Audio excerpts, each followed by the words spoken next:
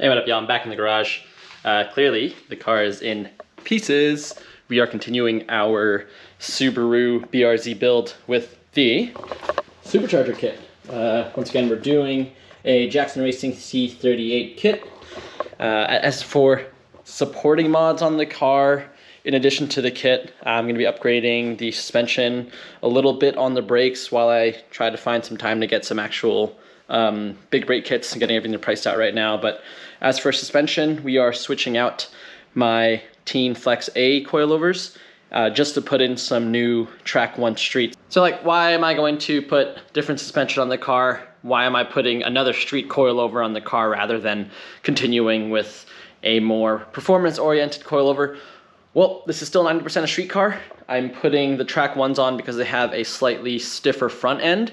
And the problem I was actually having with my current suspension last year was the rear end was dancing quite a bit, so the front to rear differential was not where I wanted. I'm stiffening up the front with the Track 1s. They come with an 8K front and a 6K rear rate with a single adjustable, I think 32 clicks.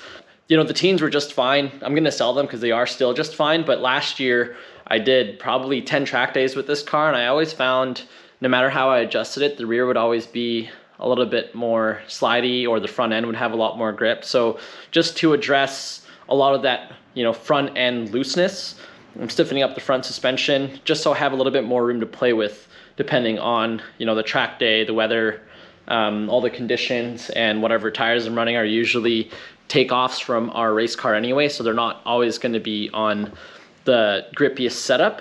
So I might as well have the suspension accommodate most of my usage, which is mostly street, track days, and instruction days throughout the year. We're gonna get to installing our Track 1s as soon as we take off our Tein Flex A's. Now, the Flex A's that are on my car, of course, are a little bit dirty, but we did cover them over the winter with some coilover covers. We got them all in all four corners here. Protects the coilover quite a bit. I mean, that's just a little bit of like surface material. I did spray these with Rust Check Coat and Protect, which actually works out pretty well because even the top, like, there's no additional rust. The bottom here should be pretty good. So I really like this stuff, but it doesn't last the whole year, so I've always got to like reapply it. We'll start getting to the uninstallation of the coilovers. All right, now that we got the coilover sleeve off, we have this coilover exposed here. Do a quick little DIY session. It's pretty easy to remove coilovers. You have three 12mm bolts on the top. You have whatever size your sway bar link is. For me, it's an 18 and a 15. I have an upgraded one. It's a little bit thicker, and it doesn't have the sort of annoying Allen key as the OEM one does, because that typically rusts here in Canada. But I also use camber bolts here. So these camber bolts, I believe, are also two 18s on either side. You gotta get a 12mm for your brake line on the coilover, and of course remove the clips here for your wheel speed sensor. I start with the sway bar link, then go to the cable and the brake rotor just to get all of the you know, important stuff over here, safety critical stuff, loosened and out of the way, and then we'll get to removing the two big guys at the bottom, three small ones on top, and you're pretty much done. So we'll do that process now.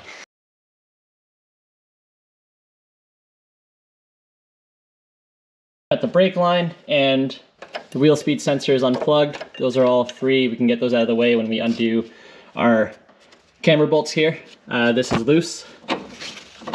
And actually, this might even help us remove the coilover by just keeping this in place while these are loose.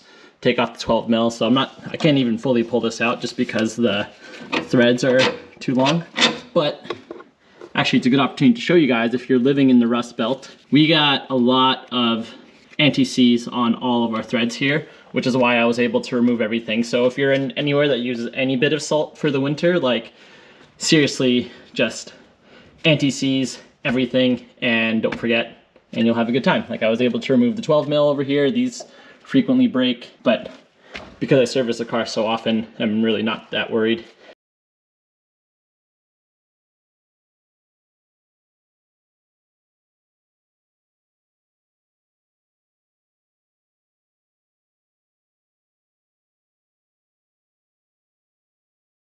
Okay, the camber bolts are out. strut is now pretty loose. Sway bar link is disconnected. Everything is loose except for our 312 mils on top. So let's get to removing those, and then we are out with the coilover. All right, and there we have it for the front. We took our coilover off. It's still pretty clean, like a little bit of like surface rust here and there, but you know, that coilover sleeve is doing a lot of work this winter. I'm gonna disassemble this, clean this up, and get this one ready for sale. Before I put this in, I just want to show you guys the assembly of the strut with the little collar.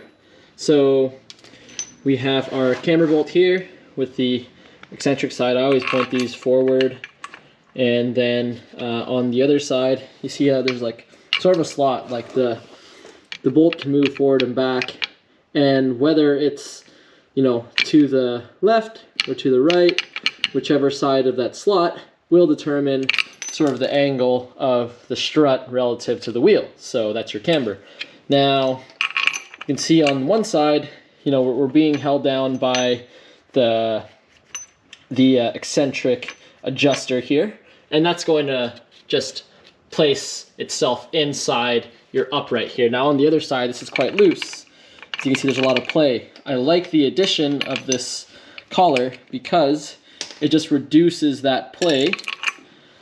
Excuse me, fumbling over here. This is sort of the assembly. The collar just reduces the amount of play and will keep this camber bolt just that little bit more centered. So I really like that. It also makes it easier to install because the slot is a bigger hole. You have more adjustment range. Otherwise, the coilover body is quite different shape compared to the Teins. I like that there is a rubber cover here for this joint, so just so you don't have a lot of dirt. I was cleaning up some dirt from the top of the strut mount there. Otherwise, it's like a pretty similar setup. You know, you've got, I think there's like a, I don't know if it's made of Delrin or a polyurethane bearing there just for the spring, so the spring can rotate about the assembly. Of course, you're just using like coilover spanners to adjust these. So we got a driver's side front track 1 suspension in. Nothing is different with regards to like reinstalling it. Obviously this track 1 is set a little bit lower and it doesn't line up with my sway bar link. Realistically, I should be using an adjustable link so there's no like preload on the sway bar. I'll have to do that because there's physically like no way I'll be able to get this sway bar link in unless of course I like, you know, lift the sway bar, rotate it or something. It might be possible if I disconnect the other side, but it's still sort of like a band-aid solution. I don't want to be putting that much preload on the sway bar bushings or the joints here. It's going to prematurely fail. So we'll have to do some adjustable links. Everything else is the same. Obviously they made this to fit on this car, so all of the brake lines and the harnesses all go in the same spot. And the only difference with the installation versus the removal of the coilovers is I removed these 12 mil bolts with a gun earlier. Never use a gun on strut tower bolts. You will strip the threads on these, and that's not a good time to replace a stud on a coilover. It's just not a good idea. I've broken bolts on a customer's car before, so I'm very triggered when I see people like harp on these with the gun. So yeah, always use your hand tools for this one. Doesn't take long at all. And that's about it. Super simple installation and removal of coilovers on this platform. If I wasn't filming, I'd probably get this side done in like, I don't know, 20 minutes. Same with the other side, so we'll just do those real quick. Alright everybody, we are here on the rear end of my BRZ, taking off our wheel, taking off our spacer. If you thought the front was simple, the rear is also pretty simple. We got 4 fasteners here on the rear lower control arm. I think these are 17 mil, 17 mil, 14, 17, and then I believe this is also a 17, should be. Wow, my camber went way off. What the heck? True. Okay, well, I'm glad it didn't show here in the wheel or affected my toe too much, but that, okay, sure. But yeah, basically we're gonna take these off, take these off, take these off, loosen these, and then pivot this control arm down, and then that'll release this lower mount for the strut, which is right here. And then on top of the car, inside the trunk, there's just two 12 mil. Look at that. There's no salt. There's no like rust or anything. Like, it's 17 here. Getting the camber bolt out, you're just kind of like yanking on this and while pulling on the other side. It's pretty simple. So this is out. This should be free to rotate, but it's like tight on the other side, so it's binding.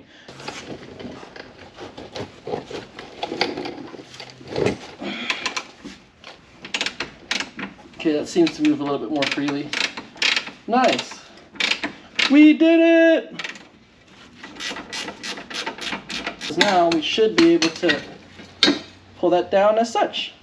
So, the coilover is now loose. Everything is loose, really. We're gonna go up to the top, get those 12 mils off, and then this should fall right off. Okay, we are in the trunk now. These are the last two. So I'd actually be careful removing these because now the damper is like fully loose. So just take those off carefully. If you can, put something under it to try to keep it suspended, and then you can pull it out. All right, so the other coilover is now in position. I can start threading the bolts.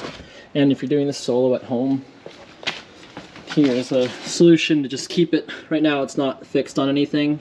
It's just floating in space, but we have it on top of this garage chair and a block. Love is happening to me. Okay, so now we can reassemble everything. This coilover actually has two bushings on either side. They kind of just go on the bottom of this spherical joint. So we have to make sure those are in, pull this up, and try to slot everything where they should be. Like the holes line up so it's easier to install. This is personally the part I hate the most about suspension jobs. Sometimes it goes smooth. All right, so everything is like sort of in place. Nice. And then I'm just gonna hammer the end of that bolt. So if that's not going through, let's relieve the pressure with the jack. Open it up. There, it's aligned. And we should be able to just push this through.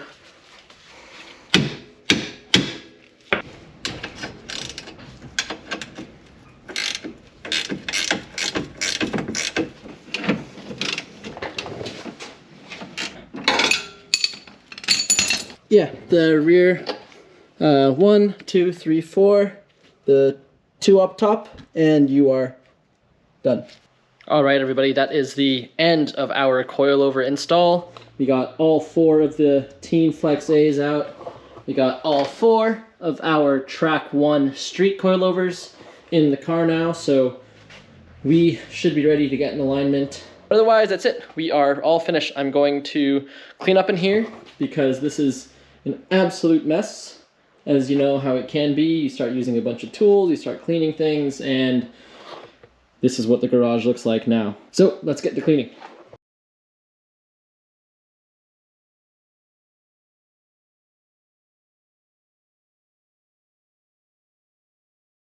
Hope you guys have a wonderful day, and I will see you at the track.